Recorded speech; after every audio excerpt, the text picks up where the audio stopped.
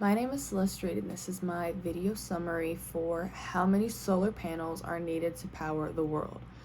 So, in the video, it is stated that society is addicted to fossil fuels, which is kind of a bad thing because fossil fuels are not a renewable resource, and that we consume them faster than they are produced, so it takes a while for them to be created. And with the high energy demands of society today, we consume them way too fast. So we need to find alternatives for energy. So we started to try to use solar energy.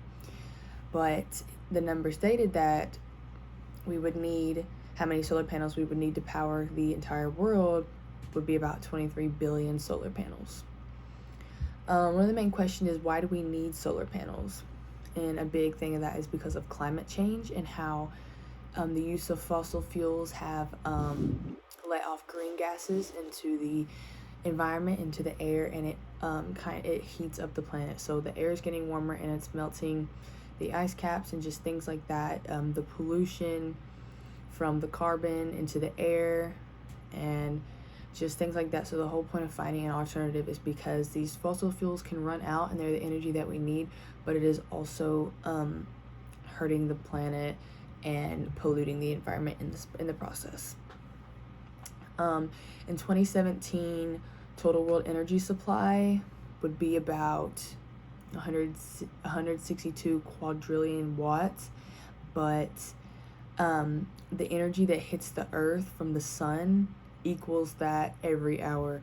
So that's why solar energy is increased. That's why the demand for it is increasing, because the sun is like a never-ending energy source and we can collect so much energy from it, but just that process is kind of difficult.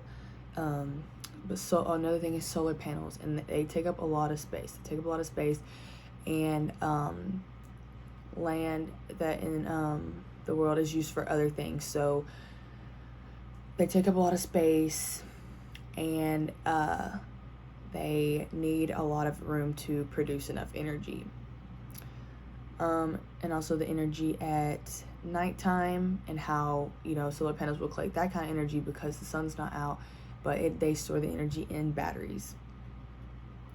We need to upgrade the energy to electric by 80% because it also equals less waste. And so where we could start doing that is by machines, by replacing it with electric engines or electric cars or electric planes, just things like that to help cut down the waste and cut down the pollution.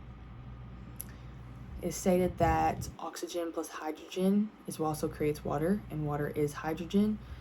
So by taking a thing of water and electrocuting it, you can extract hydrogen, and that energy from a jug of water has the same amount of energy as a Tesla battery that goes to a car. So finding ways to extract energy from water is very important because it has a lot of energy in it, and our ocean has enough energy to power society for 30 million years. But hydrogen is also stated as not a good battery because it's expensive and it's inefficient. But it also takes a lot of energy to separate the molecules when electrocuting the water to collect the hydrogen. But it might not be an issue in the future because renewables are plentiful, and it's stated that it's almost like free Wi-Fi, and that you can just get it anytime and then it's no issue. So collecting hydrogen might be an issue now because of time and efficiency, but in the future it should be no problem.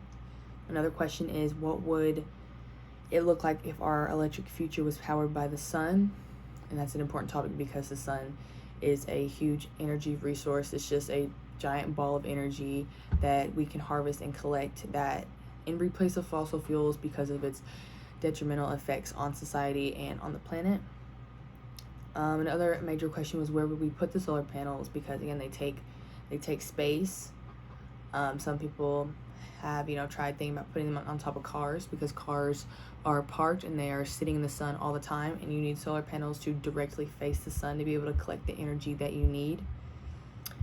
And the last topic was that climate change is real, and that it's a real life issue, and that if people in society don't change their ways, or if we don't find other ways to collect energy, then it could be the downfall of our planet. So the whole point was to find energy sources from something other than fossil fuels to be able to save the planet from overheating.